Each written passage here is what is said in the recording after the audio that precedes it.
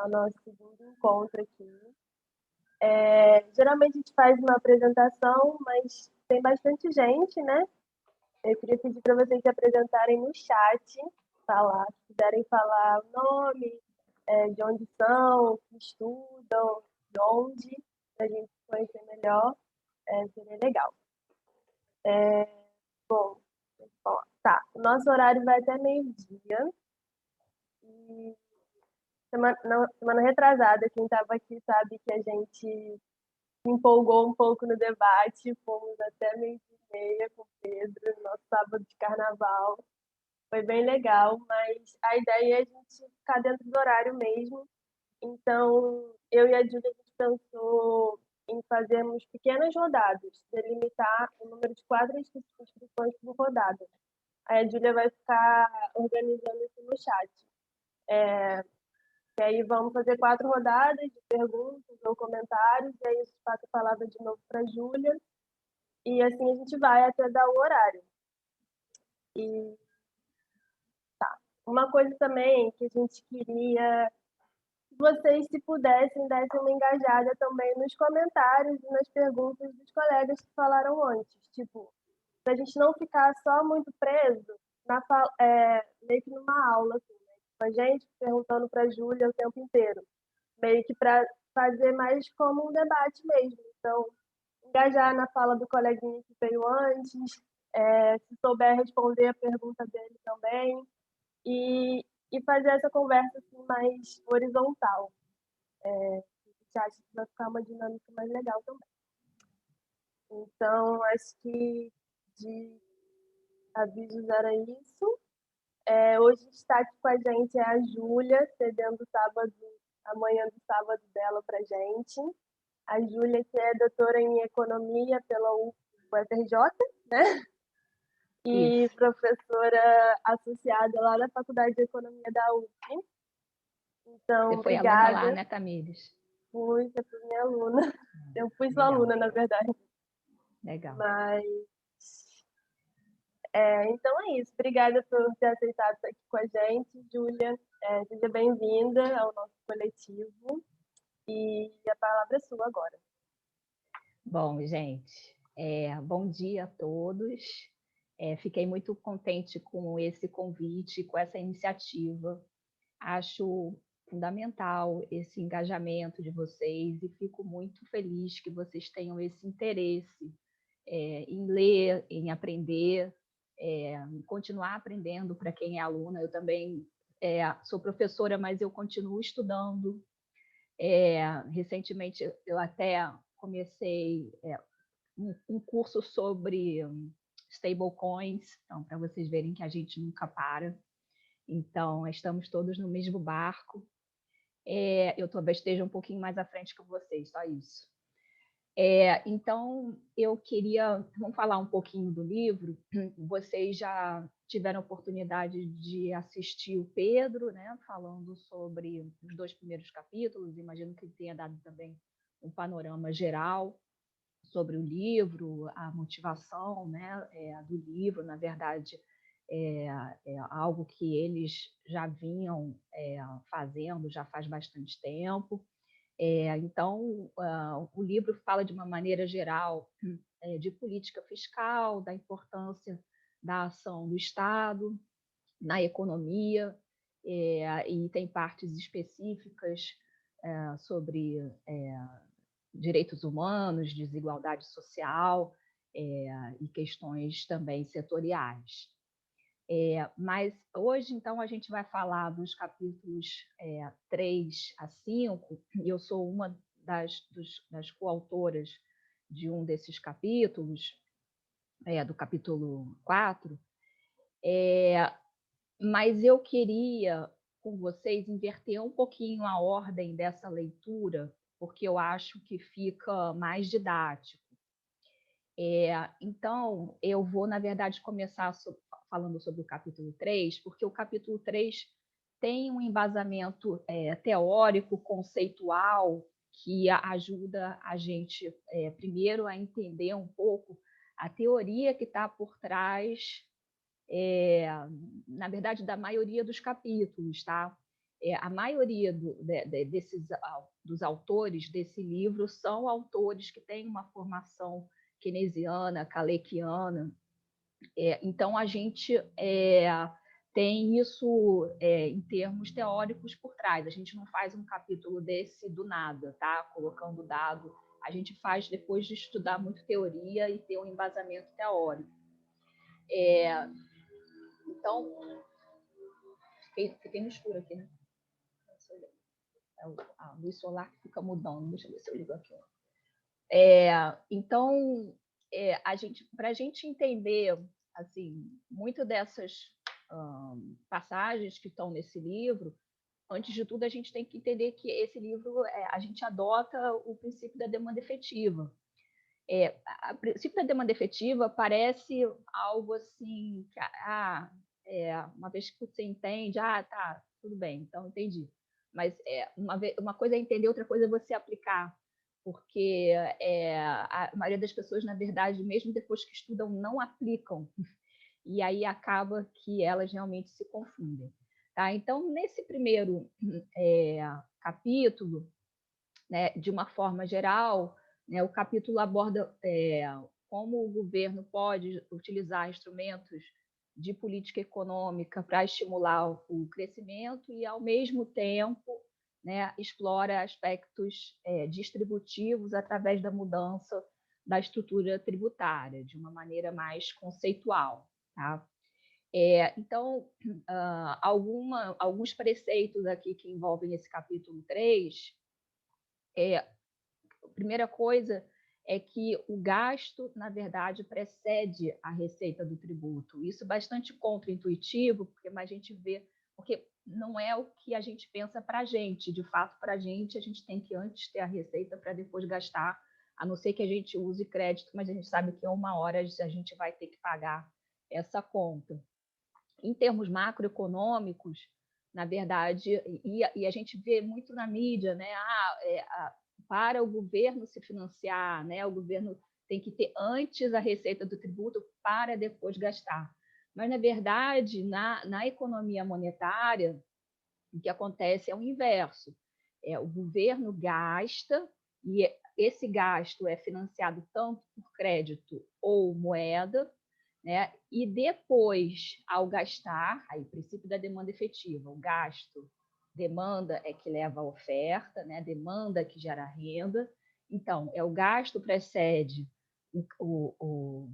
a renda e, portanto, o PIB, dado um multiplicador keynesiano, né?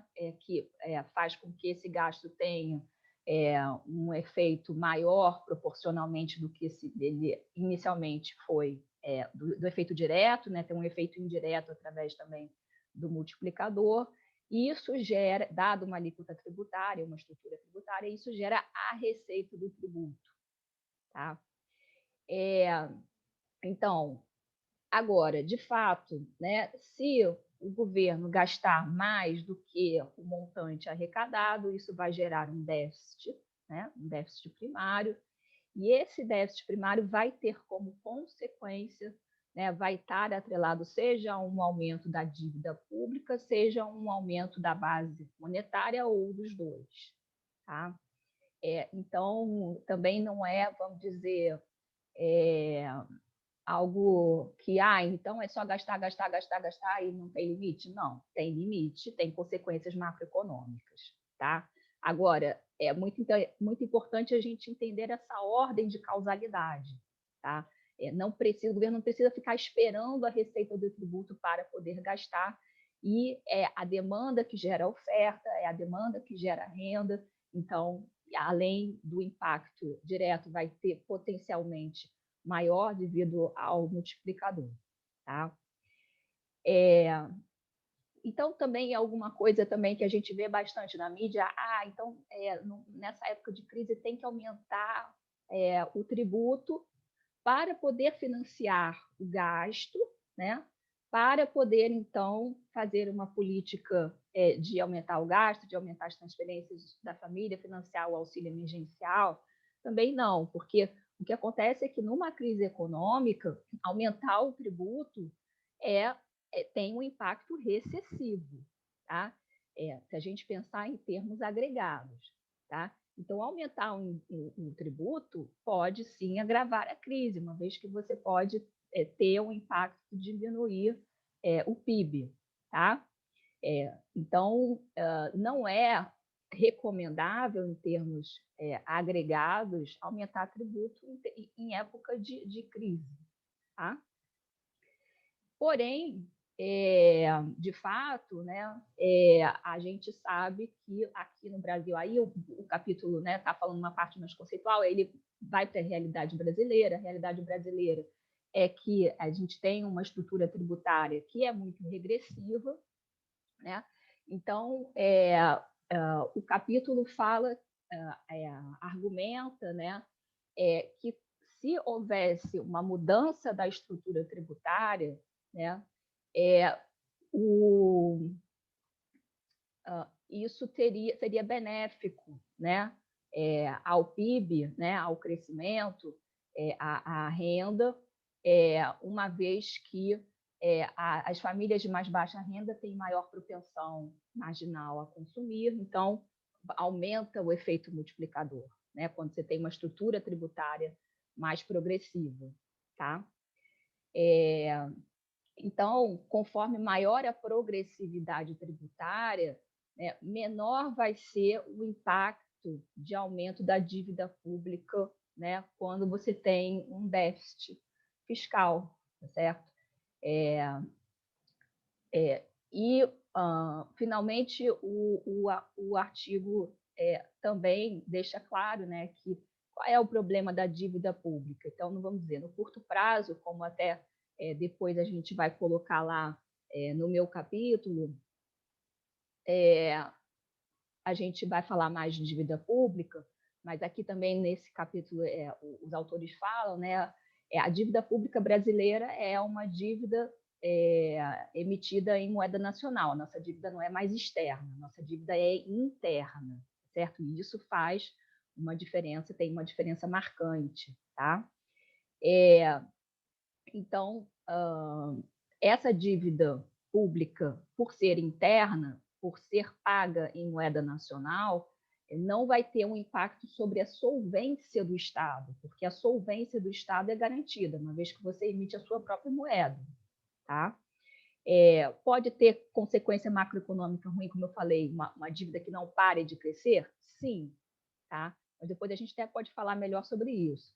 Mas o ponto é que não gera um problema de solvência, porque a solvência é a capacidade de pagamento na moeda externa, na moeda dominante, né? Uma vez que a gente é país emergente, a gente é país da periferia e a moeda dominante da economia é a moeda forte, principalmente o dólar, tá? Porém, a dívida pública tem um impacto distributivo, uma vez que o pagamento dos juros da dívida, né, é uma espécie de transferência, assim como o auxílio emergencial é uma transferência de renda, né, e a gente até usa esse nome, transferência de renda, quando a gente paga o auxílio emergencial, os juros da dívida também certo? Os juros é uma transferência, entre aspas, financeira, mas não deixa de ser uma transferência que é perversa do ponto de vista tributivo, porque você está remunerando quem já tem para investir, né? Quem já tem para aplicar, tá certo? Então, o melhor é que realmente a dívida seja controlada, que o pagamento dos juros da dívida seja controlado, tá? Bom, aí o capítulo 5, não sei se eu toquei os números aqui, gente, mas o capítulo 5, que é o capítulo do Rossi, do Guilherme, esse que eu falei é o capítulo, deixa eu dar o nome dos autores, esse que eu acabei de falar é o do Gabriel Aidar e do professor Pincusfeld, tá? Carlos Pincusfeld, tá? Que é um estudioso das contas públicas já há muito tempo, entende muito de política fiscal e teoria, né, fiscal. Tá? Bom, aí o capítulo 5, que é o capítulo do Pedro Rossi, do Guilherme Melo e da Esther Dweck, vão trazer um pouco os dados da economia brasileira e eles vão rebater um pouco essa visão de que foi a gastança desenfreada, né? Na época de 2003 a 2015, né, 2014, que gerou uma dívida, que gerou, né, um problema brasileiro, que o Brasil chegou a um momento, né, que então a crise econômica veio por causa dessa, entre aspas, dessa farra dos gastos, né, que é muito um argumento que a gente, nossa, a gente entrou um marimbondo aqui, mas coisas que acontecem aqui no Rio de Janeiro. A gente vive na selva, na verdade, vocês sabem, né? É uma cidade dentro de uma floresta, né? Vocês sabem disso, né? Bom, aí da mata, enfim. Então, me perdi aqui, tá? Então, eles vão falar, vão trabalhar muitos dados, né? Primeiro, eles vão enfatizar que a gente tem, né, chegou a um ponto na época a partir de 2015, 2018, em que o investimento público atingiu o menor nível em 50 anos. Tamanha foi a redução e o ajuste que se fez. E a redução dos gastos, na verdade, o que eles argumentam é que a redução do gasto é improdutiva, é contraproducente, porque agrava ainda mais os indicadores fiscais e, ao mesmo tempo, não fazem, né, o país sair da crise, né? Agravam, na verdade, a crise. Então, eles fazem uma decomposição da dívida bruta, né?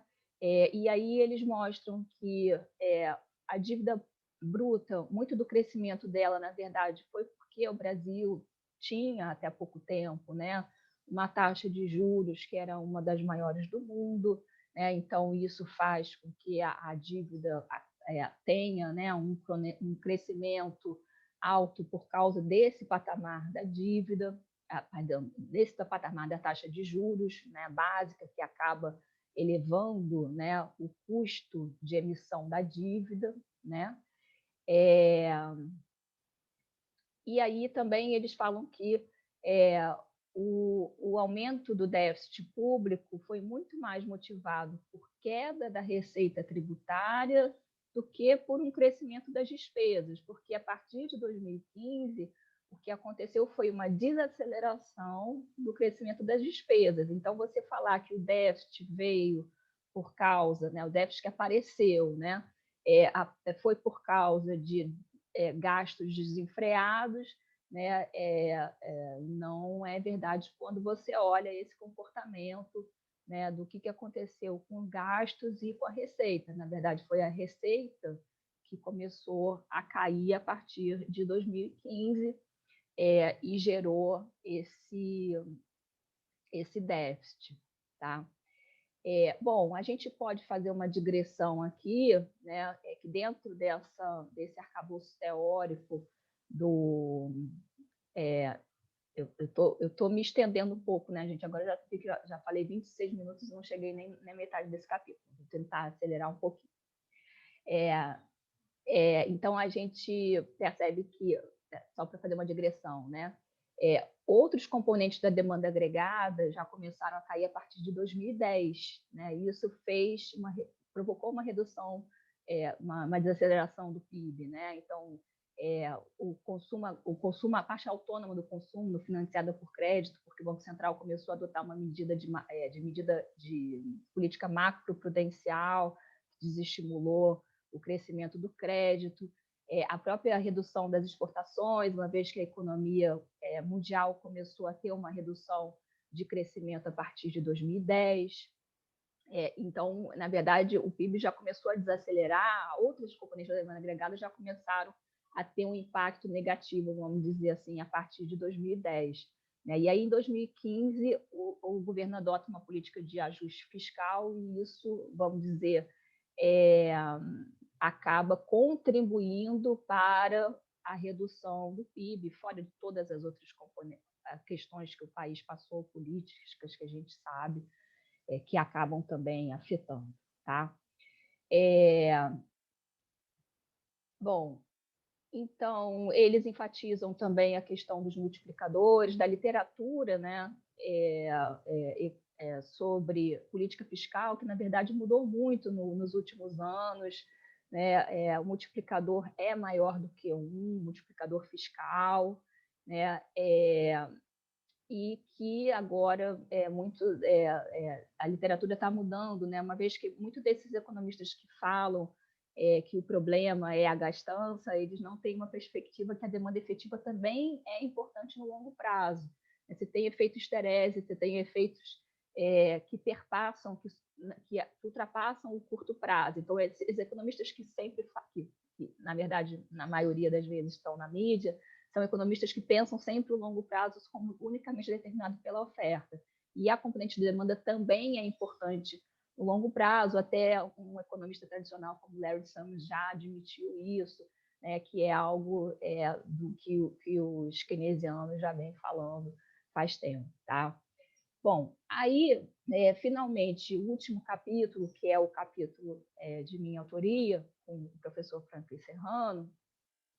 Primeiro, a gente começa falando um pouco que, olha, tem uma componente de terrorismo fiscal nessas previsões, muitas vezes de dívida pública. Isso ficou claro esse ano também. Falavam que a dívida ia chegar a 100%, não chegou a 100%, mas, de fato, a dívida aumentou. E aí a gente fala, bom, por que a dívida aumentou? Claro, em primeiro lugar, tem um componente, sim, porque esse ano de 2020,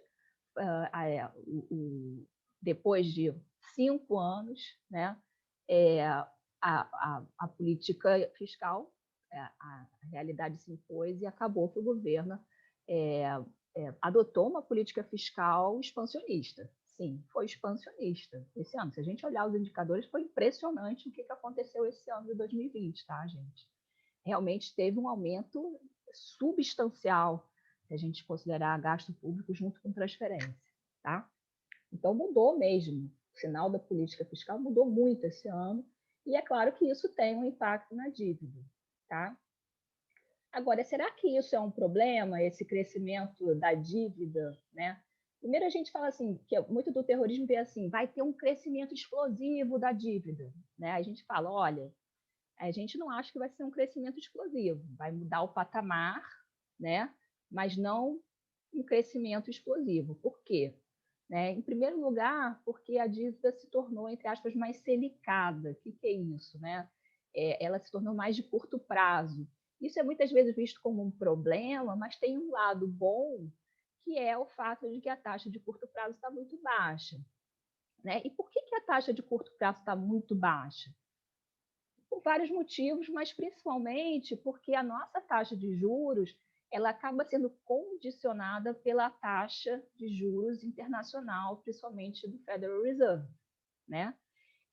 Então, isso faz com que, no mundo inteiro, na verdade, a gente sabe que tem lugares que a taxa de juros está negativa, né? Com que esse custo de emissão da dívida, de rolagem da dívida, esteja historicamente no patamar extremamente baixo.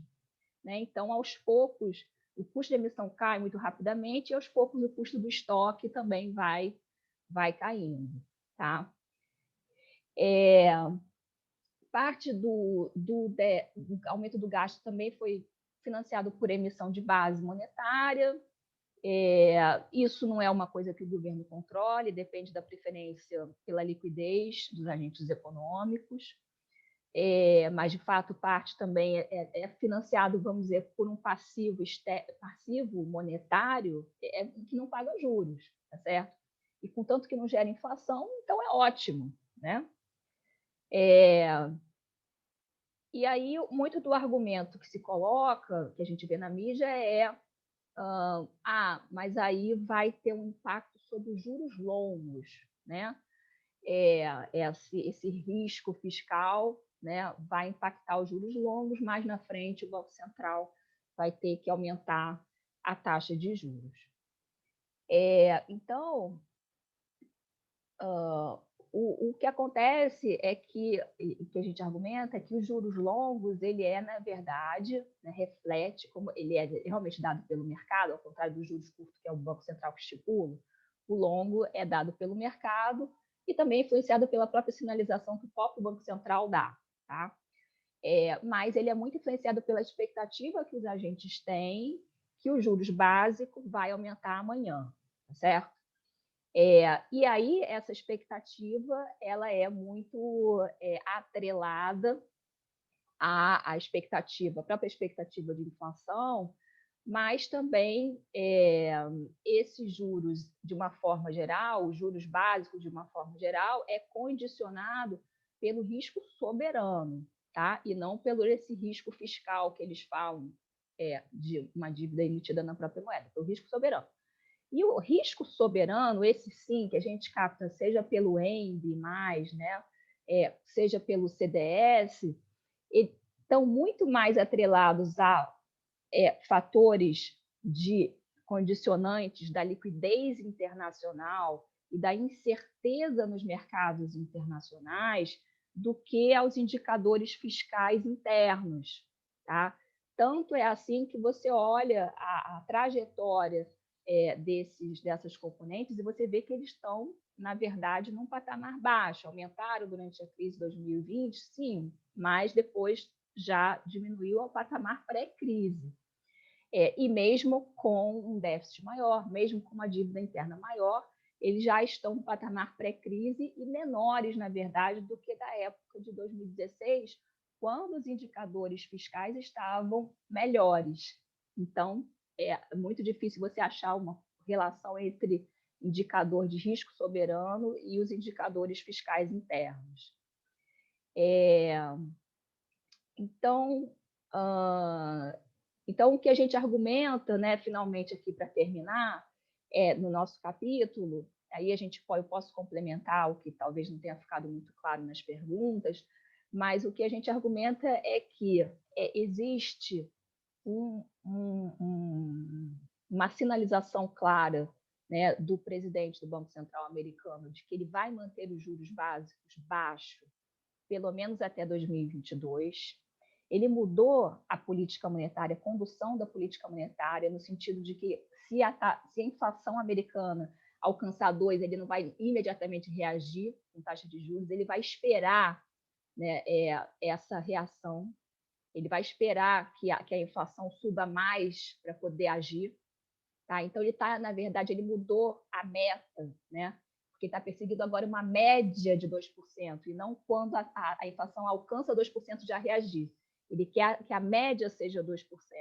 Então, isso significa que a inflação pode atingir um pouco mais que 2%, porque aí ele quer chegar na média de 2%. Então, significa que você vai ter que ter menos que 2% e mais do que 2%, para você atingir uma média de 2%. Então, essa sinalização do presidente do Banco Central americano, que é muito por causa da precariedade do mercado de trabalho americano, do baixo crescimento, dinamismo que eles vêm tendo já há bastante tempo, há décadas, na verdade, baixo crescimento da demanda agregada, depois a gente possa explicar isso melhor aqui, mas essa sinalização faz com que o Brasil tenha uma janela de oportunidade para financiar uma política fiscal expansionista com emissão de dívida, porque essa emissão de dívida vai ter um custo baixo, então não vai ter um impacto macroeconômico ruim para a economia. Tá? Então, era essa mensagem que a gente queria deixar no nosso capítulo. Então, eu termino por aqui e a gente pode conversar um pouco a respeito de questões gerais ou questões específicas que não tenham ficado claro aqui na minha fala. Tá? Muito obrigada, Júlia, pelos seus comentários. Parabéns também pelo capítulo, ele é muito interessante, realmente. E Obrigada. agora, vou passar então a palavra para todo mundo que está aqui poder fazer a sua intervenção, o seu comentário. Então, para começar essa primeira rodada, por enquanto a gente só tem 2 inscritos, então tem como ter um tempo de fala um pouco maior. E para começar ela, então, com a palavra, por favor, o Arthur, sempre o primeiro, sempre bem-vindo também para ser o primeiro. Para não variar. Bom dia para todo mundo, bom dia, Júlia. Júlia, eu queria aproveitar a tua presença aqui para explorar, na verdade, aquilo que, não só nesses 3 capítulos, mas em geral no livro, propositalmente eu sei que não foi explorado. Já vou me explicar. Para mim, o livro ele tem um inimigo central que está muito correto, é o fiscalismo tosco. Quem tinha que ser atingido por esse livro, nesse momento, era o fiscalismo mais tosco que a gente possa imaginar. Mas aí eu queria trabalhar com você 2 ideias. Primeiro, como é que está acontecendo no Brasil o que eu costumo chamar de complexo de vira-lata reverso? Normalmente, os nossos economistas de mainstream amam se basear nas teorias internacionais, nos modelos internacionais, os organismos ONU, os grandes bancos centrais. De repente, nós somos hoje o único país do mundo que tem uma política austericida e contracionista. O mundo inteiro não só está fazendo o contrário, como está teorizando sobre o contrário, e, de repente, o complexo de vira-lata é o contrário, nós queremos ser jabuticaba. Qual é o processo que você percebe nisso? E uma coisa que aí é o que eu senti a falta, e até entendo a falta. Hoje, os mais sofisticados, que estão tentando fazer com que as teorias todas se sustentem, aquelas que já caíram, usam a famosa tática de que no Brasil é diferente. Está certo, nos países centrais está sendo feito isso, mas você tem que levar em conta a hierarquia das moedas, você tem que levar em conta as especificidades do Brasil, e o mais sofisticado traz à colação os problemas cambiais que potencialmente poderiam advir de um expansionismo fiscal. O argumento inflação está bastante derrubado, porque tem uma tal capacidade ociosa que nem o mais maluco dos monetaristas é capaz de falar inflação com uma depressão que você tem de uso de força de trabalho, capacidade instalada e tal. Mas eu sinto que o debate está sendo conduzido agora para esse caminho do câmbio, ou seja, que haveria uma fragilidade cambial num processo de expansão fiscal e de expansão monetária. Então, se fosse possível, eu gostaria que você comentasse um pouco como você contra-argumenta nesse campo cambial em relação à correção de todas as teses do livro, no seu artigo em particular, da necessidade absolutamente premente da expansão fiscal sob pena do país entrar em colapso. Era isso. Muito obrigado. Obrigada. É porque a gente está fazendo blocos de 4 inscritos, desculpa, aí eu passo para você. Tá. Não, então eu estou anotando aqui para eu não me perder. Estou anotando umas palavras-chave aqui para eu responder. Pois é, temos agora o Mauro e temos mais 2 vagas para esse primeiro bloco. Se alguém mais quiser também se inscrever, pode deixar o nome aqui no chat. Então, por favor, Mauro, pode fazer a sua intervenção à vontade. Obrigado. Bom dia a todo mundo. Bom dia, Júlia. Obrigado pela presença aqui. Eu fico muito feliz com a própria pergunta do Arthur, porque tinha a ver com algo que eu ia falar, que era justamente sobre essa parte cambial. Por acaso, a minha tese de doutorado é exatamente sobre isso. Mas antes eu queria só pontuar umas coisas.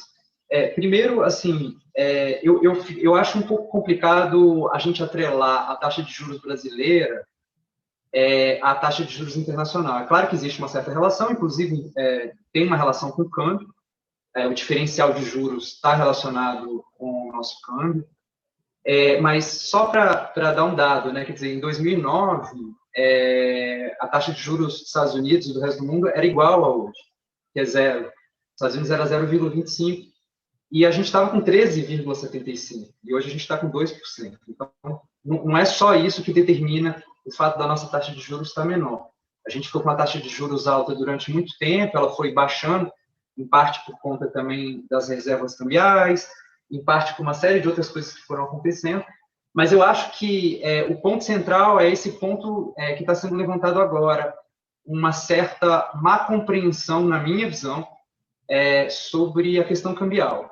Eu acho que a gente tem um modelo, e assim, como a minha tese foi sobre isso, a gente tem um modelo no mundo que é muito difundido, que é o modelo de arbitragem, que é correto, A minha tese de doutorado também é sobre arbitragem. A taxa de câmbio ela é determinada em termos financeiros, como a maior parte das coisas acontece nas economias monetárias, como Keynes começou a levantar lá na década de 30, são contas financeiras numa economia monetária. Agora, a ideia de um agente representativo e a ideia do prêmio de risco, eu acho completamente equivocado, porque a ideia é que existe um agente, que é o mercado, e aí esse agente, ele determina, e às vezes o prêmio de risco é maior, o prêmio de risco é menor. Na verdade, o prêmio de risco, ele é também determinado endogenamente. É isso o meu trabalho de tese de doutorado. E, se você vê, o nosso prêmio de risco, ele varia, e é muito difícil achar correlação do prêmio de risco com qualquer variável, porque ele tem a ver com as várias variáveis da economia. Inclusive, nossa economia ela é muito afetada pela nossa falta de exportações, ser muito de commodities, e as commodities têm uma variação muito grande, e isso faz com que o nosso câmbio varie muito.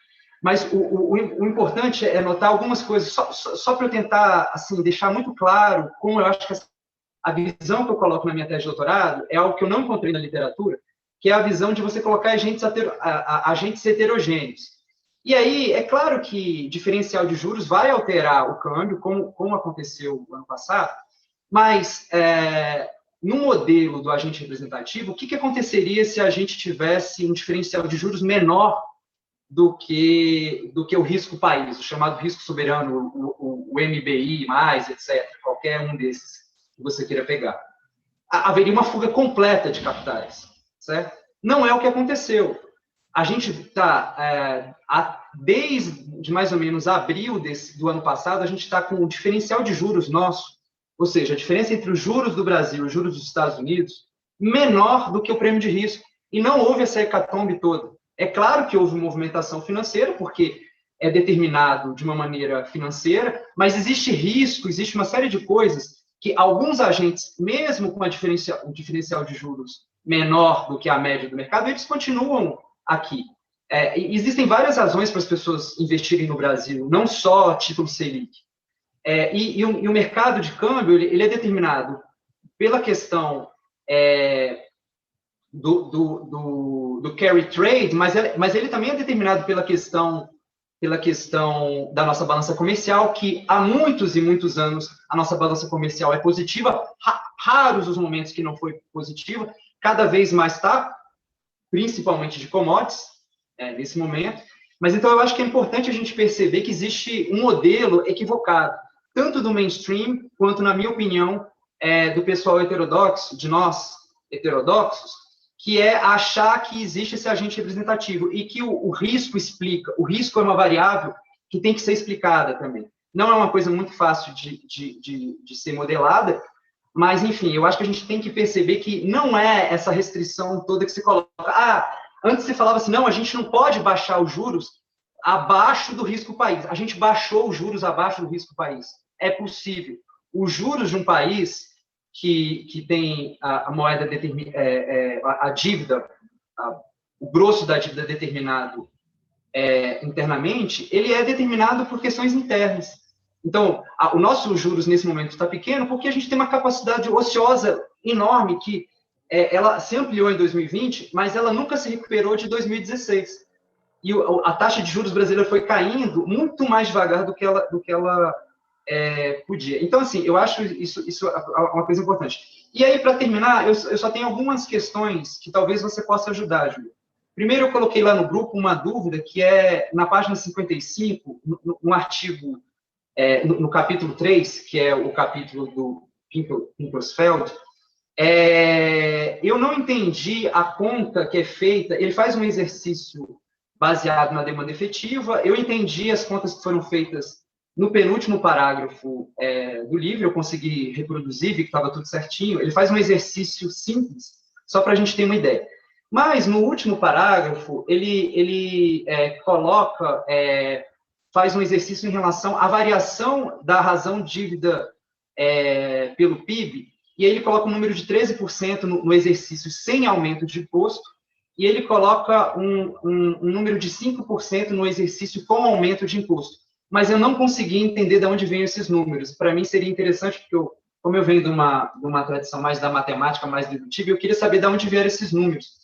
Porque, das contas que eu fiz, essa variação do aumento da razão dívida PIB depende da dívida inicial. Eu até coloquei lá no nosso grupo de WhatsApp as contas que eu fiz, que podem estar também totalmente erradas, mas eu não consegui chegar. E aí, mesmo se a gente partisse de 0% de dívida, o máximo que aumentaria, no caso do exercício que ele faz, é 9%, menos de 9%. E quanto maior a dívida inicial, menos haveria um aumento da razão de dívida PIB. Então, eu queria saber de onde que vem isso. E aí, por último, então, assim, eu gostei muito do capítulo de vocês, não tenho nenhum reparo, mas, por último, também, no capítulo da Esther, também fiquei com uma certa dúvida, que é o seguinte, só para terminar. A receita caiu muito também no governo Dilma, em relação ao aumento, quer dizer, a receita cresceu muito menos do que o aumento da despesa primária. Será que isso também não foi um problema? E aí eu quero colocar em foco a própria autocrítica que a Dilma fez em relação a ter feito aquelas isenções fiscais. Será que isso também contribuiu para onde a gente está? Desculpa, foi mal.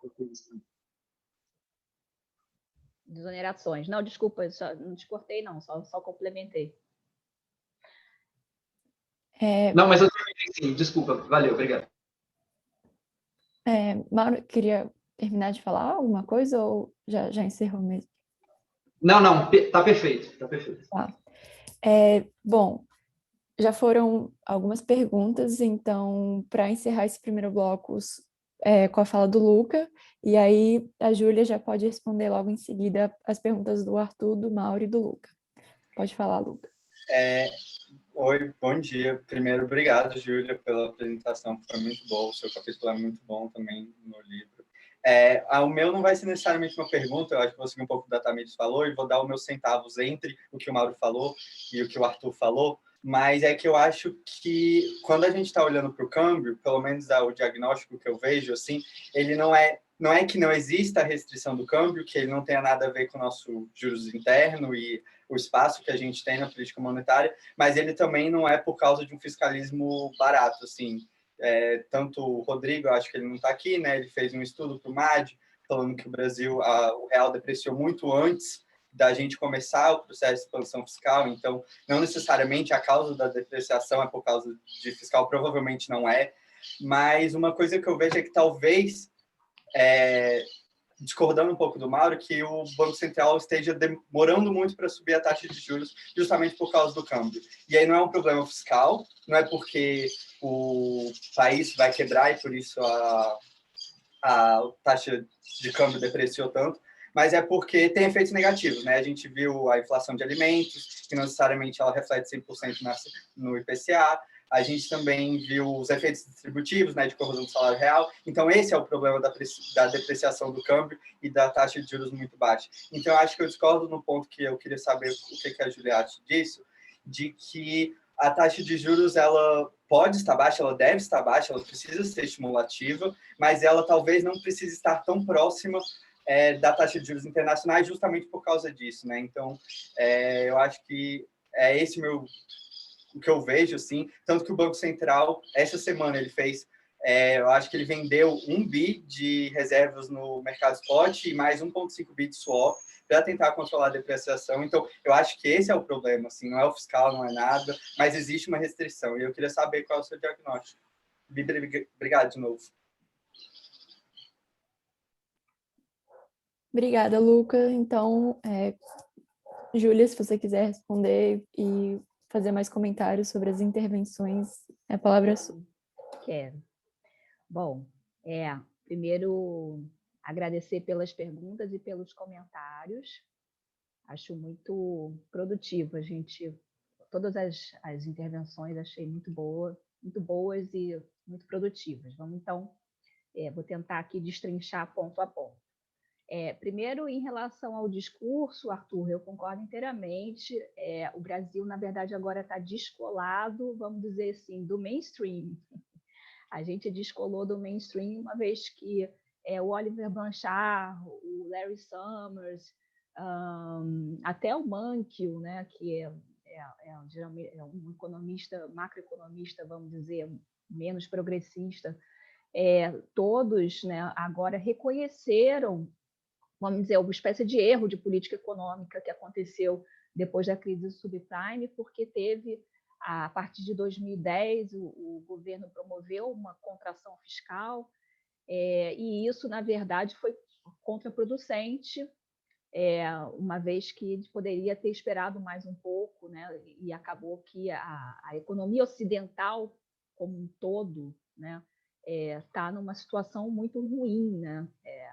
A economia europeia e a economia americana, se a gente olhar os dados do mercado de trabalho mais amplo, a gente vê indicadores de desigualdade, de pobreza, a gente vê o quão a crise foi intensa, teve efeitos de longo prazo, atingiu muitos jovens, os jovens foram muito prejudicados com a crise de 2009, muitos não conseguiram entrar no mercado de trabalho na época que eles tinham que entrar, ter uma ocupação condizente com a qualificação que eles tinham, endividados para pagar a universidade, enfim.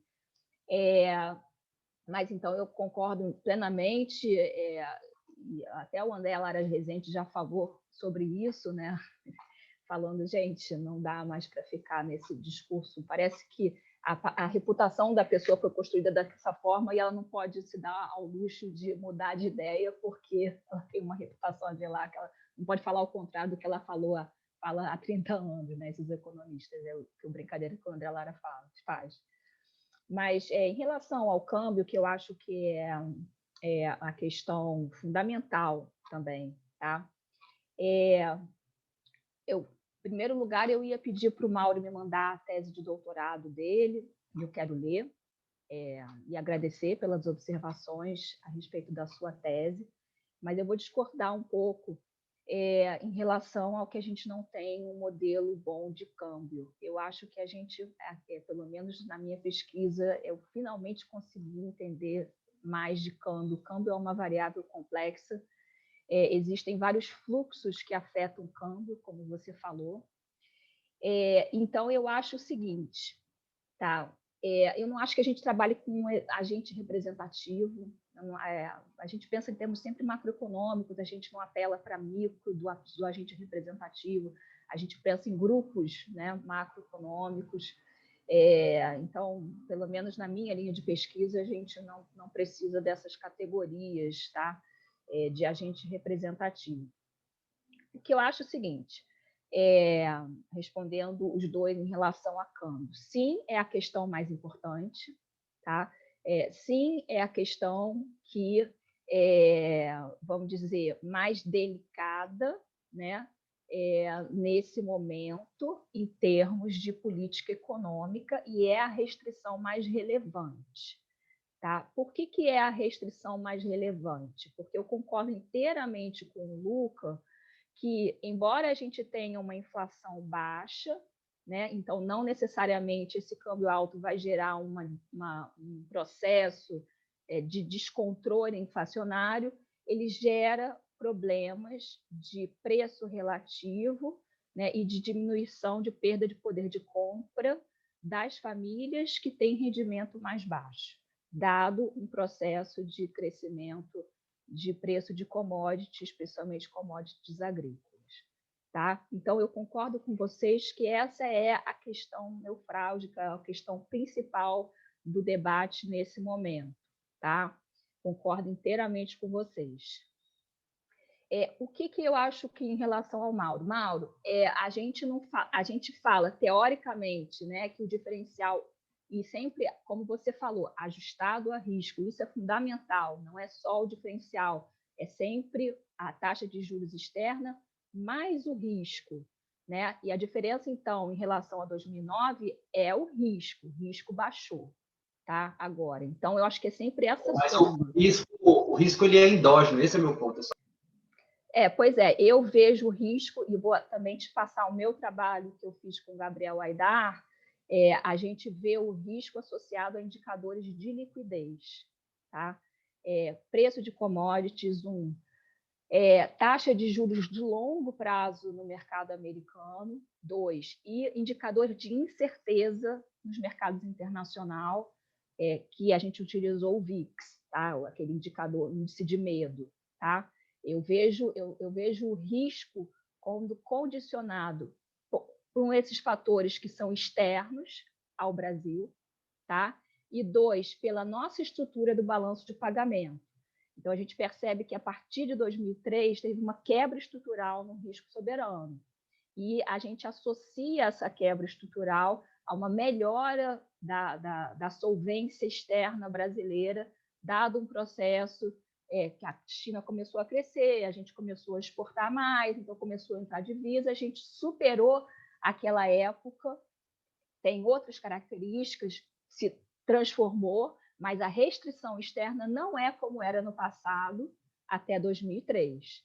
Né? A gente acumulou reservas internacionais e a gente tem uma posição de solvência externa 1000 vezes melhor do que era no passado.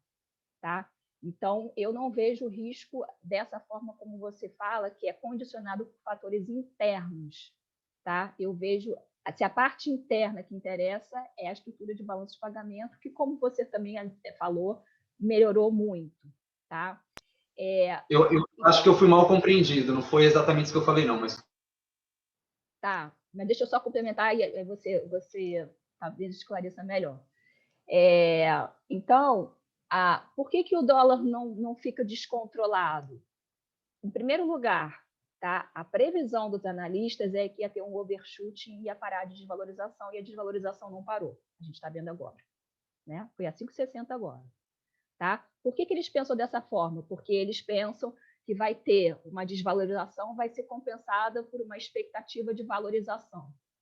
Né? Enquanto que a gente percebe que, enquanto o diferencial de juros ajustado a risco estiver negativo, essa compensação não é automática, porque não existe um incentivo para investir em títulos atrelados à taxa básica, se essa taxa básica não consegue remunerar o risco soberano, como não está conseguindo agora.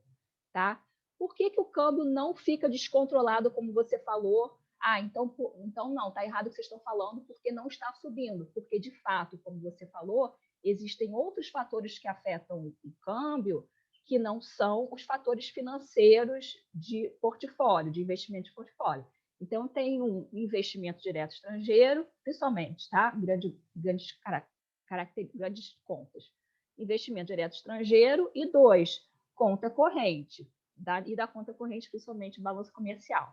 Então, como você falou, o que aconteceu aqui no Brasil esse ano foi que a gente reverteu um processo de que a conta corrente só se deteriorava, ela começou a apresentar melhoras, em parte porque a recessão foi grande, então a gente importou muito menos, então as importações caíram, né? Então o próprio efeito da recessão acaba tendo essa compensação na balança comercial, e em parte porque, como você falou, as commodities estão muito bem obrigadas, principalmente pela atuação da China e do mundo oriental em geral, que está se saindo muito bem dessa crise, e que está importando commodities como nunca.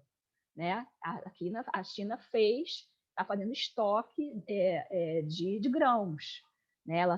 E essa demanda por commodity vem puxada por esse vetor que é a recuperação chinês, que foi muito impressionante depois de uma pandemia que eles passaram, a forma como eles conseguiram controlar essa pandemia e reviver, vamos dizer assim, a economia. Então, a gente é um país exportador de commodities, como você está falando, então nossa balança comercial está se recuperando, isso traz divisas para o país. Então, amortece esse outro vetor financeiro de portfólio, dos fluxos financeiros que estão com uma pressão de viés de levar a uma desvalorização cambial. Tá? Então, eu acho que o que está acontecendo com o câmbio é isso. E aí você fica com uma volatilidade muito alta, porque o risco fica variando conforme esses indicadores de liquidez, né? Quando diminuiu, quando começou a Pfizer a falar, tem vacina, sim, a gente vai conseguir, o indicador de incerteza mundial diminuiu, então a gente teve uma melhora, né? Agora, a segunda onda piorou de novo, né? Então a gente fica muito a refém dessas oscilações de indicador de incerteza, e a própria atuação do Federal Reserve, que está injetando um caminhão de liquidez sem precedente, muito maior do que da crise de 2009, faz com que os indicadores de liquidez internacionais estejam muito bem, muito bom, certo? Então, isso faz com que amorteça também essa desvalorização cambial, uma vez que esses indicadores acabam sendo benéficos de uma forma geral para os fluxos cambiais, tá? Então, eu vejo dessa forma. Você pode depois esclarecer melhor, Mauro, do que você estava falando em relação ao risco, mas a minha visão, eu não tem problema nenhum a gente discordar, tá? Só estou falando aqui de esclarecer a minha visão a respeito desse assunto, tá? Então, em relação à conta do Pinkusfeld, eu vou ficar te devendo essa, porque realmente não foi eu que fiz essa conta, eu teria que olhar no livro de novo exatamente o que é que ele fez. A gente pode até chamar o Pinkus aqui para falar, e para falar como é que ele fez essa conta. E também, sim, em relação às desonerações. Eu concordo com você, tá? As desonerações, a impressão que a gente tem é que o governo, em algum momento, perdeu completamente o controle, né? E cedeu a demandas dos empresários, e aí é uma questão de estrutura de poder da economia brasileira, o governo cedeu, e isso acabou também reduzindo a receita tributária, e isso também foi um viés que criou um problema, né, no volume de receitas tributárias. E agora, eu vou só fazer aqui a defesa, porque a professora Esther estava no governo nessa época, e o argumento dela, tá? Então, vou expor para vocês o argumento dela. O argumento dela é o seguinte: foi a maneira com que o governo teve que lidar com o conflito distributivo que se colocou naquele momento, uma vez que as margens de lucro estavam ficando achatadas, porque teve um processo de recuperação salarial, né? E isso causou um problema de conflito distributivo na economia brasileira. Então, se você quiser assim, a minha visão é o seguinte: a gente fez nesse período, a gente passou por um momento de recuperação da parcela salarial na renda, que foi que só caía ou ficava muito baixa. Só que talvez a gente tenha feito isso de uma forma muito acelerada para, vamos dizer, recuperar o tempo perdido, sabe? De décadas e décadas de achatamento salarial, de compressão salarial, sem que a economia pudesse gerar os ganhos de produtividade necessários para amortecer esse conflito distributivo, tá? E aí, essas desonerações foi a forma que o governo achou para lidar com esse conflito distributivo. Mas eu concordo inteiramente com você que a gente viu que foi algo que se perdeu o controle, né? E talvez tenha sido excessivo, e talvez tenha sido um erro de política econômica, eu concordo inteiramente. Tá? Então, Mauro, você quer falar para você pontuar aí a sua questão? Pode ser, rapidamente. O meu ponto é só o seguinte: em primeiro lugar, as principais determinantes do câmbio são balança comercial, investimento direto e o carry trade. Agora, eu fiz meu doutorado foi inclusive com Nelson Barbosa, mas assim, eu nem estou dizendo que as pessoas fazem microfundamentado os modelos dela. Estou dizendo o seguinte: quando você assume que o prêmio de risco ele é dado só por fora, você, no fundo, está assumindo o carry trade, ele é assim, tem os agentes que ficam olhando o prêmio de risco e eles vão investir ou não no Brasil, dependendo do prêmio de risco. Mas não é só o prêmio de risco que conta quando você pensa em portfólio. E aí eu acho que esse é o problema das análises normalmente, porque a propensão ao risco, a aversão ao risco, ela varia entre os agentes. Então, tem agentes que precisam de muito mais retorno em relação ao risco do que outros. E isso que é um pouco mais complicado de modelar, mas é possível ser modelado de uma maneira razoavelmente simples.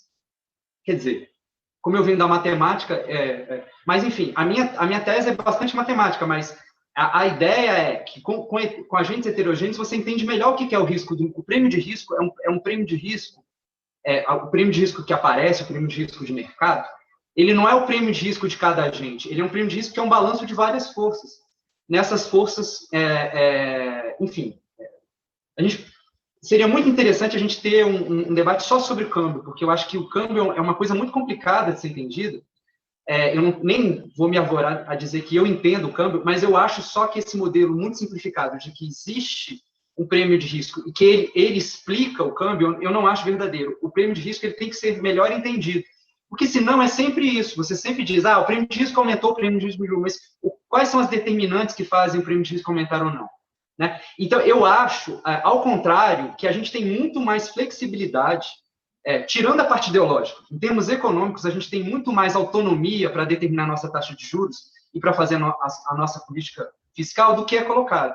Eu acho que a gente está um pouco como o Arthur suspeita, a gente está trocando o terrorismo fiscal pelo terrorismo cambial. Só que está muito claro que é terrorismo, porque a gente baixou a taxa de juros mais ou menos o tanto que a gente quis e não teve grandes problemas. A balança comercial, só para também falar esse ponto, eu estava olhando aqui, ela é superavitária desde 2016, porque o nosso câmbio variou, tá certo? A gente tem, o recorde foi em 2017, não foi nem em 2020. Então, não é bem verdade que foi só agora, tal, sabe? A nossa só foi negativa em 2014. Ela chegou a perto de zero. Não, eu estou falando da balança comercial, que é um dos fatores. Não, mas eu estou falando da balança comercial. A balança comercial é um desses fatores. Hoje em dia, a nossa balança comercial, por causa do nosso câmbio, ela está acima de 50 bi por ano, certo? Não é por causa do câmbio, é por causa de commodities. É por causa de commodities também, exato. É por causa dos dois. A gente não está exportando mais produto industrializado, que é por causa de desvalorização cambial. A gente está exportando commodities. Não, mas a questão da estrutura produtiva, o fato da gente não exportar bens industriais, depende de uma série de fatores. Existe uma inércia muito grande para você montar uma indústria no país. Não é uma variação ali ou acolá. A gente ficou com um câmbio ultra valorizado durante muito tempo. Eu só quero dizer o seguinte, na minha visão, a gente tem muito mais espaço para fazer política fiscal e monetária sem se preocupar com o câmbio do que por conta do acúmulo de reservas, por conta do fato de nós não sermos mais deficitários em termos de dívida externa. Essa que é a mudança. Então, concordando um pouco com o que você falou, quer dizer, o Nelson Barbosa estava no Ministério da Economia justamente quando essas reservas foram... Isso foi muito importante. Então, assim, eu acho que a gente tem que olhar com mais detalhes sobre essa questão cambial e não ficar refém disso. Tem gente, eu já vi gente heterodoxa, progressista, defendendo aumentar a taxa de juros agora. Eu acho que é um erro completo. Eu acho um erro completo. Eu assim, acho que esse debate é super importante, mas acho que é um erro completo. A gente pode debater, mas eu acho que é um erro completo. Seria um desastre. Eu acho que a gente tem, assim, quando a gente fala em aumentar a taxa de juros, todo mundo pensa que a gente vai voltar para aquela época de que a gente tinha a maior taxa de juros do mundo. Tá? E entre 2 e 14 tem uma avenida de possibilidades. Então, a gente está discordando apenas na intensidade de 1 ponto, 2 pontos, 3 pontos. A gente não está discordando que tem que levar a 14 de novo. Eu não estou falando isso, tá? Então, eu vejo muito, eu já falei, converso muito com meus colegas, que é isso, como você defende aumento de taxa de juros? Eu defendo aumento de taxa de juros porque a taxa de juros está, sim, com viés de alta, com muita volatilidade, mas ela está com viés de alta, e isso, quem está pagando o preço disso são as famílias mais pobres, porque dado um aumento de recuperação de commodities, as commodities agrícolas, especialmente, tá? A gente tem que converter em reais, e quando a gente converte em reais, o preço fica alto. Tá? Então, tem um viés de perda de poder de compra. Então, eu concordo com você que a gente tem autonomia, tá? Mas o que a gente está discordando é de até que ponto está essa restrição. Eu estou falando que essa restrição não está em 2, pode estar em 3 ou 4 ou 5. Tá? Obrigada, Júlia. Para também dar vazão para mais perguntas e não estender tanto nesse ponto, eu queria já iniciar mais um bloco de intervenções, se for tudo bem para vocês. Então, para começar essa nova rodada de intervenções, eu vou ler o comentário que o Matheus deixou aqui no chat, porque ele teve que se ausentar, mas ele queria fazer essa pergunta. Ele fala o seguinte: a respeito do capítulo 3, por que vocês acham que uma tributação progressiva é tão difícil no país? Isso para além dos interesses de elite, tem algum outro empecilho? Essa é a pergunta do Matheus. E aí, depois da pergunta do Matheus, o Matias também gostaria de fazer uma intervenção. Então, Matias, pode fazer a sua intervenção. Obrigado, Gil. Obrigado, Júlia, pela apresentação, é muito legal, e parabéns aí pelo livro. Acho que é uma iniciativa muito importante para a gente, assim, país, né? Porque estamos precisando dessa arejada no debate. Eu queria, não tenho nenhuma tese de doutorado no assunto, assim, mas queria aproveitar a brecha que você deu sobre a janela de oportunidade dos juros baixos internacional, né? E aí, dada a polêmica da semana entre a Debole e o Arminio, assim, eu acho que é o ponto em que chega no discurso do coração, né?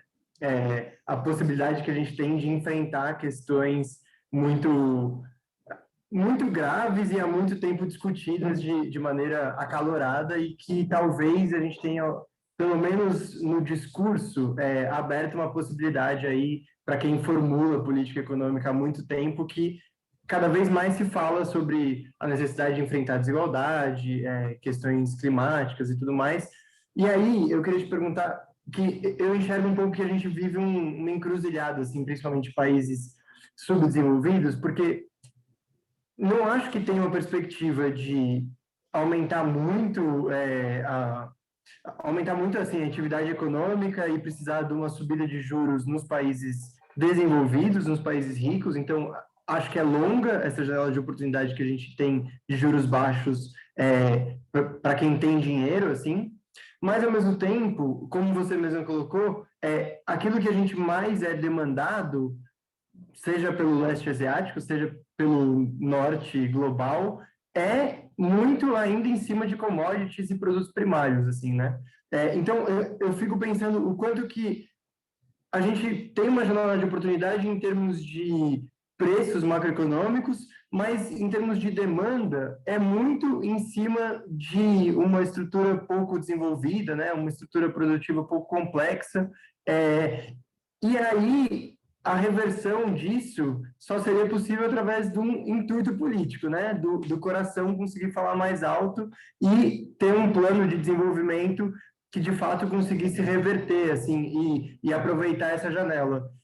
E a minha questão é que eu não enxergo nem no Brasil, nem em outros países algo sendo feito de grande envergadura, assim, sabe? Que consiga de fato aproveitar, assim, sem nada sobre política econômica de grande desenvolvimento na África e tal, mas pelo menos o que a gente acompanha na América Latina, mesmo de investimento chinês, é sempre infraestrutura para escoar commodities. Então, queria te perguntar um pouco isso, assim, essa janela de oportunidade em preços macro e ao mesmo tempo um mesmo papel na divisão internacional, assim, né, do trabalho, sei lá. Então, como que você enxerga, assim, essa dicotomia? Obrigada, Matias. Tem mais um inscrito também que quer participar dessa rodada, então antes de eu passar a palavra para a Júlia, vou deixar ele fazer a pergunta também, que é outro Matheus. Então, se você quiser falar agora, pode fazer a sua intervenção. São muitos Mateus aqui. Bom dia, gente. Obrigado, Júlia, pela participação. Obrigado, gente, pelas ótimas falas. Minha pergunta é meio pegando o gancho um pouco do que o Matias falou. A gente falando das commodities, a gente já viveu, principalmente desde 2002, a gente viveu um ciclo virtuoso de commodity, então é possível a gente ter um crescimento e pensar em uma expansão. E ainda querendo andar nisso, assim, queria que você comentasse, né, aproveitando o gancho do Matias, que, de fato, quais são essas nossas janelas que a gente pode explorar, mas também pensando em olhar para trás, que a gente já viveu um ciclo de commodity, mas a gente viveu uma expansão que não apoiou tanto numa economia verde, né?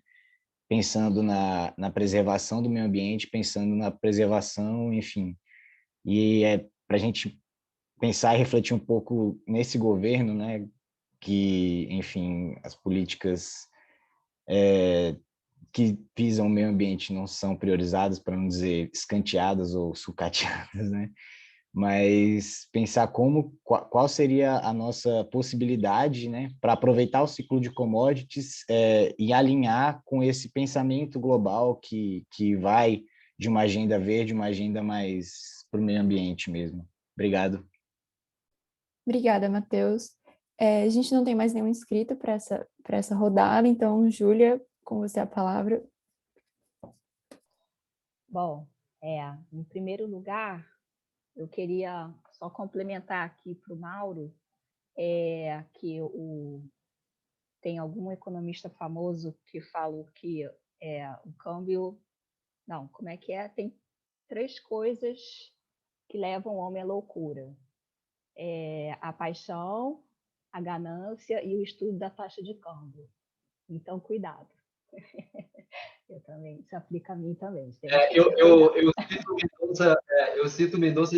Não, esqueci agora. Que fala que alguma coisa parecida nessa mesma direção. Eu cito na minha. Bom, em relação ao coração e à razão, eu acho que a gente tem que ter coração mesmo, porque se a gente for pela razão, a gente não estaria aqui num sábado de manhã debatendo economia, a gente estaria fazendo outra coisa, né? Sei lá, vendo séries Netflix ou alguma coisa assim. Então, o coração é importante porque motiva a gente, né? A motivação da gente de atuar e fazer as coisas acontecerem, né? Como disse Matias. Em relação à dicotomia entre, eu não sei se eu entendi bem, né? Ter essa oportunidade em termos de preços macroeconômicos e ao fato que a gente, na verdade, está um pouco refém dessa divisão internacional do trabalho, né? Que nos coloca sempre numa posição meio que de periferia mesmo, né?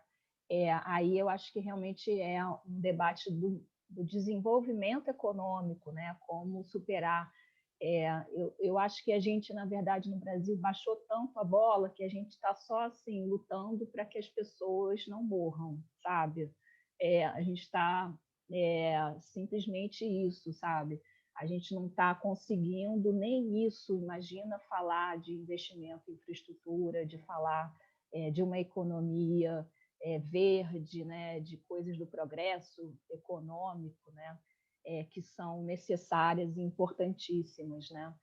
Então, eu concordo inteiramente com você. Eu acho que a gente tinha que migrar para esse debate, mas esse debate é muito interditado, né, pelos acontecimentos de curto prazo e acaba que a gente fica só realmente tentando evitar uma catástrofe maior, né, em termos humanitários, né?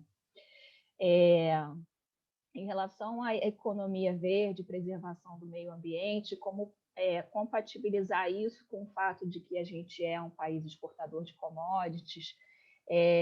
Eu não sou da área, mas eu vejo muito a estrutura tributária como sendo uma estrutura tributária que não incentiva, né, a economia verde, né, e que, ao mesmo tempo, desonera, por exemplo, a gente tem a Lei Candir, a gente desonera as exportações de commodities, né, então poderia ser usado, né, a tributação para, por exemplo, né, o que é uma coisa aqui que é bastante, pode parecer estranho, né, taxar a exportação de commodities, por exemplo, né, porque o lucro é muito alto, né, dos exportadores de commodities. Então, eles poderiam, de alguma forma, contribuir, né, para a elaboração, por exemplo, de um fundo que fosse destinado a investimentos em preservação do ambiente.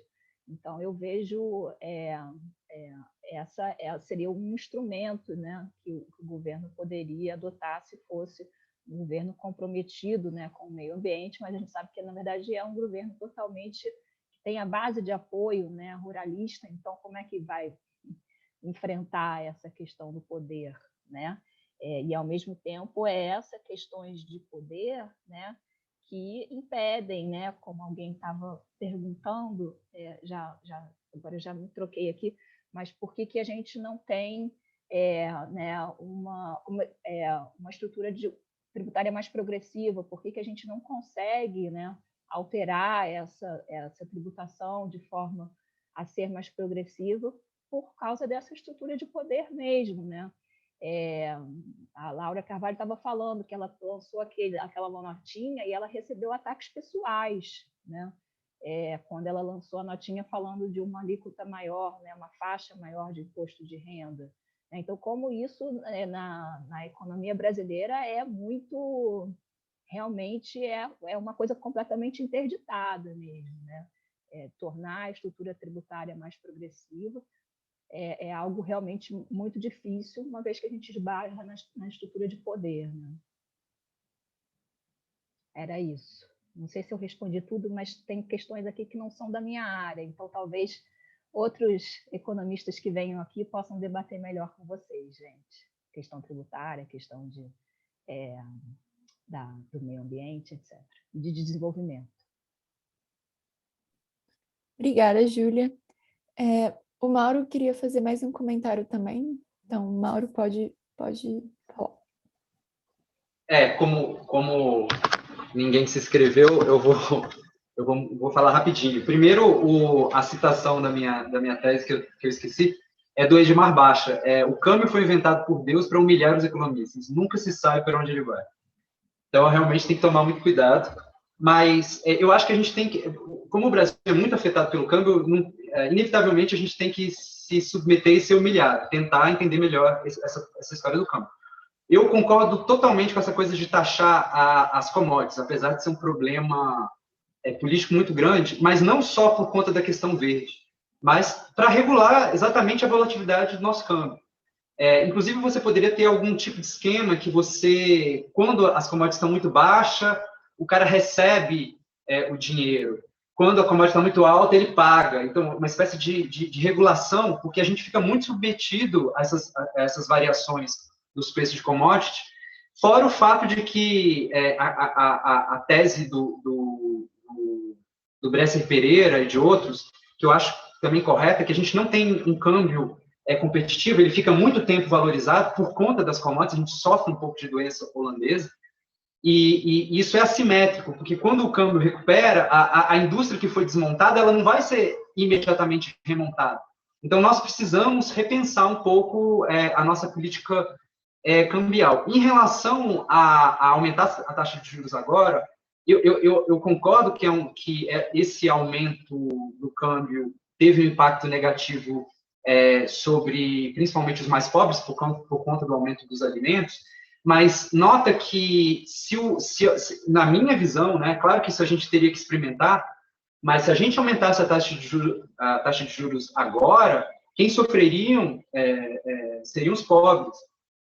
porque o desemprego ia aumentar ainda mais. Para mim, isso é gravíssimo. A gente está com uma situação de desemprego absurdo. E outra coisa, o terrorismo fiscal aumentaria, porque a gente aumentaria o nosso pagamento de juros,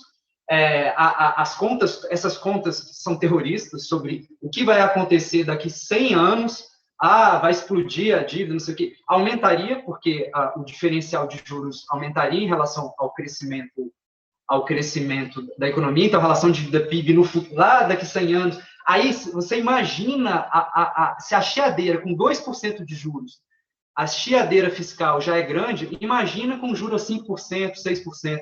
Então, eu acho muito complicado defender aumento de taxa de juros agora, apesar que eu reconheço que tem um impacto no câmbio, sim. Eu acho que seria mais interessante, apesar também de politicamente muito difícil, a gente defender taxar exportações, tá certo? Por uma série de razões. Taxar exportações de commodities por uma série de razões. Mas, enfim, eu acho que isso também é complicado. Mas eu acho que a gente tem que discutir com mais detalhe essa questão cambial, e eu sinto que existe um mito de que a gente tem muito mais restrição cambial do que a gente, na verdade, tem. Claro que existe uma série de preocupações que a gente tem que ter. Agora, o acúmulo de reservas internacionais foi muito positivo. Tinha gente, no início desse ano, gente que eu até respeito, defendendo a gente usar uma parte das reservas para controlar a dívida, quer dizer, gastar a reserva cambial. Você imagina, a gente ia ficar numa situação igual a da Argentina, igual a da Turquia. Por que a gente não está na situação da Argentina e da Turquia? E nem do Brasil há 20 anos atrás? Porque a gente tem reservas cambiais. Isso faz toda a diferença, porque a gente não é devedor líquido externo em dólares, certo? Então, eu acho que a gente tem que ter muito cuidado quando fala de se livrar das reservas cambiais. Tem um custo fiscal, se o diferencial de juros é muito grande, mas vale a pena, e se mostrou claramente isso agora. O Brasil não está menos pior do que a Argentina economicamente por causa do Guedes. Ao contrário, apesar do Guedes estar melhor do ponto de vista da comparação com países emergentes, porque a gente acumulou reserva no período do governo do PT. Foi uma das melhores heranças positivas em termos da economia, né? Então, enfim, mas eu acho que vale muito a pena a gente discutir com mais calma essa questão do câmbio, mesmo sendo alguma coisa que humilha muita gente, economista. Obrigada, Mauro. Júlia, você teria mais algum comentário final para fazer? Porque... Tem. Pode. Não, só pontuar aqui algumas coisas em relação a essa fala do Mauro. O importante na política econômica é sempre a combinação entre a política monetária, a combinação de política fiscal e política monetária, tá? O que eu estou defendendo aqui é aumentar o gasto fiscal, porque ele tem um impacto na demanda agregada, o gasto fiscal, transferência, etc., tá? Porque ele tem um impacto na demanda agregada que é imediato, tá? Ao contrário da taxa de juros, que é um impacto que é indireto, e que muitas vezes não funciona se a gente tem famílias endividadas, como elas estão agora, porque muitas vezes elas vão pegar crédito apenas para rolar sua dívida, tá? Apenas para pagar uma dívida mais cara e pegar um crédito mais barato. Então, isso não vai impactar na demanda agregada. É claro que juros baixos é sempre melhor, ponto. Mas eu estou falando de que, uma vez que a gente vai ter, na minha concepção, que fazer uma política de gasto e transferência, tá? Aí sim faz sentido, nessa circunstância, tá? Dependendo do que vai acontecer com a inflação, aumentar a taxa de juros em alguns pontos percentuais. Tá? É essa a minha concepção, é a combinação de política, tá? E não fazer ajuste fiscal e aumentar os juros. Aí realmente seria suicídio. Tá? Terrorismo fiscal, você tem toda a razão, e ele sempre vai existir. Tá? Eles vão sempre arrumar uma forma de fazer terrorismo fiscal. Tá? Fizeram terrorismo fiscal quando trocaram o indicador da dívida bruta pela dívida líquida. Fazem terrorismo fiscal agora fazendo, como você falou, previsões, né, para a dívida PIB, que vai ser algo que não vai ter como controlar. Então, isso faz parte do jogo, tá? Independente das circunstâncias, vai sempre existir. Então, acho que não é o motivo da gente ficar refém disso, tá? E reserva cambial, concordo inteiramente que não faz sentido usar reserva cambial para financiar gasto em moeda nacional, e que as reservas cambiais foram fundamentais, tá? E é por isso que o câmbio não está subindo a 9, tá? Mas o câmbio de 5,60 a 6 é alto, sim, tá?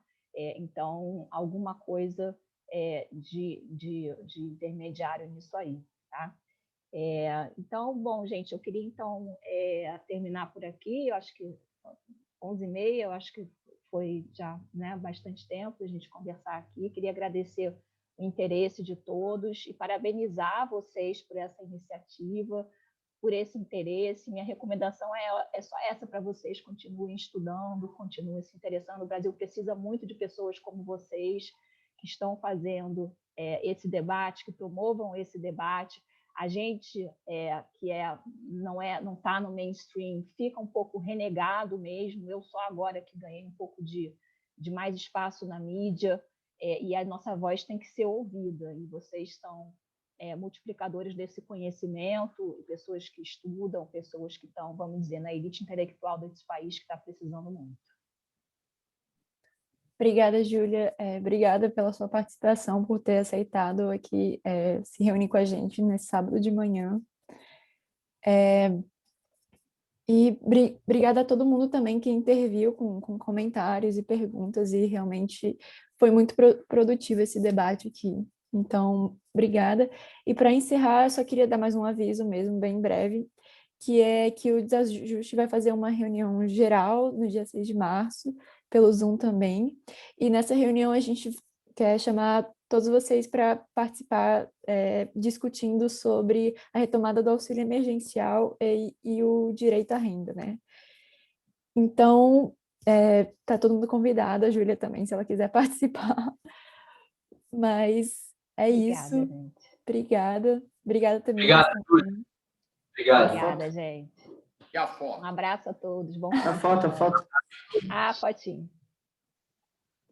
Abraço. Tiraram? Vocês gravaram?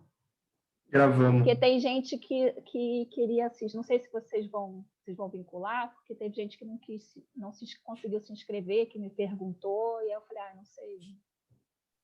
A gente tá gravando, a gente vai fazer um repositório com os encontros do Clube do Livro. Ah, legal. Então tá bom. Gente, Então pode tá, ligar gente. a câmera aí para a gente tirar um print rapidinho, só para tirar uma foto aqui de todo mundo, né? Quem puder ligar a câmera aí, por favor. Eu sei, sabadão de manhã, tá difícil. Opa, peraí, rapidinho. Deixa eu tirar aqui, não.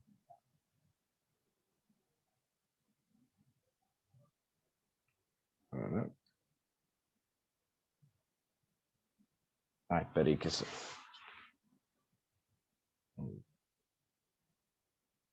Mais uma aqui, peraí, passar a página. As pessoas...